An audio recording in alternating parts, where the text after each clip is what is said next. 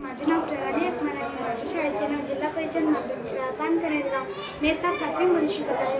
आज मी तुम्हाला या पुस्तकाविषयी माहिती सांगणार आहे. या पुस्तकाचे नाव आहे छान छान गोष्टी. या पुस्तकाचे लेखक आहेत रोहिणी कुलकर्णी.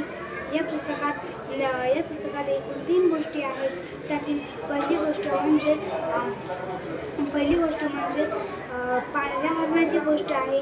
ती गोष्ट खूप छान आहे. चला तर आपण त्या गोष्टीविषयी थोडीशी माहिती घेऊया. एक हरिण होतं. एक हरिण होतं. ते असं जंगलात फिरत होतं. त्याला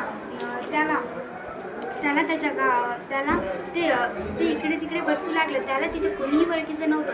इतर हरिण त्याला स्वतःच्या कळपात येऊ देत नव्हती, कारण त्याचा रंग पांढरा व ते गोरपान होतं. त्यामुळे पण त्याला ते कारणीभूत नव्हतं. त्याला खूप वाईट वाटत होतं. पण एक हरिण त्यांना म्हणालं, हा पांढरा आहे मग काय झालं, याचा रंग खूप छान आहे, हे खूप छान दिसते. नंतर त्या सर्वांनी त्याला कळपात घेतल्याच्या नंतर एक कोल्होबा आला. तो म्हणाला, अरे हे काय घेतलं तुम्ही कळपात, असं हरिण? तर सर्व म्हणाले, हे आमचा मित्र आहे, याला काही म्हणू नकोस. तर तो कोल्होबा म्हणाला, याला रंग नाही रूप, तुम्ही सांभाळून राहा बरं, कुठलं आलं काय जाणू. तर सर्वजण म्हणू लागले, हां आपण त्याच्या सावध राहायचं. मग सर्वजण त्याच्यासोबत राहत नव्हते.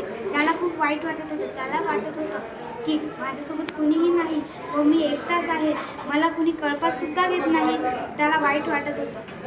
नंतर त्याने असा निर्णय घेतला की मी एकटंच राहणार. कुणी जरी काही केलं तरी मी एकटंच राहणार.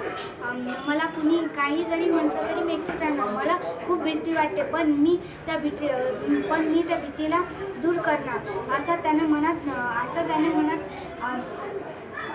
मनातल्या मनात ठरवलं. नंतर तो एकटाच इकडे तिकडे फिरू लागला.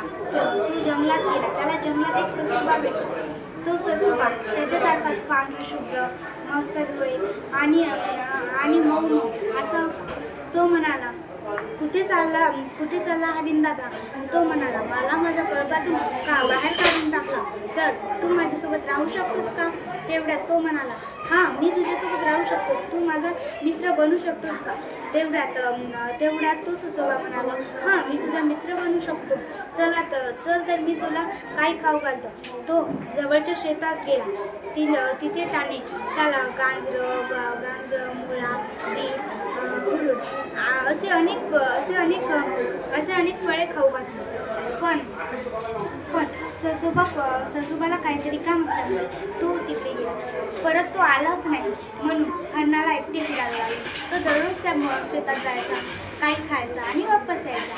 असे त्याचे रोज दिवस चालत गेले. नंतर एके दिवशी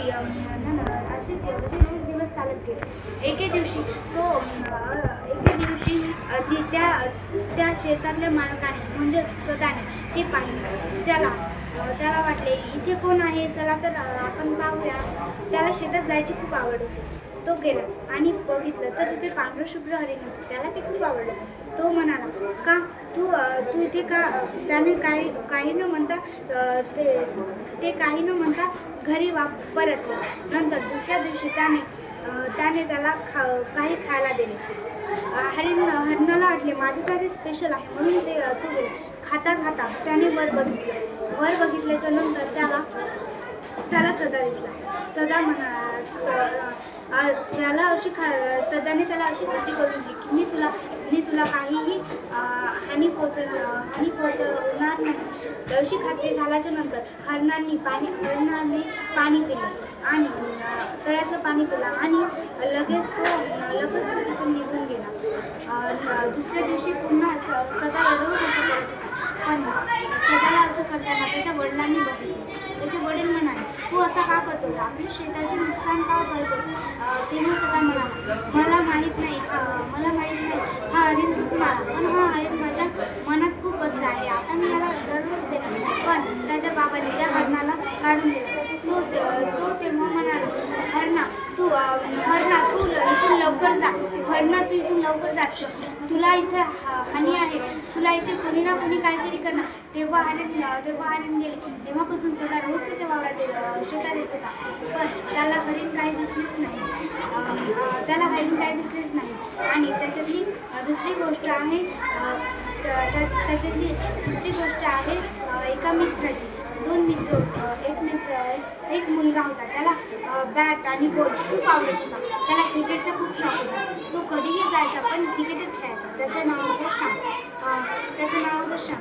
त्या एके दिवशी त्याच्या आई बाहेर येऊन बघू लागली. त्याच्या आईला त्याचा खेळ खूप आवडला. ती म्हणाली, तू खूपच छान खेळतोस आणि मला तुझं खेळणं खूप आवडलं. त्यामुळे आपण तुला कुठेतरी टाकूया, असा माझा विचार आहे. तेव्हा त्या दिवशी तो आनंदाने पायऱ्याहून येत होता. तेव्हा त्याचा पाय मोडला. धन्यवाद.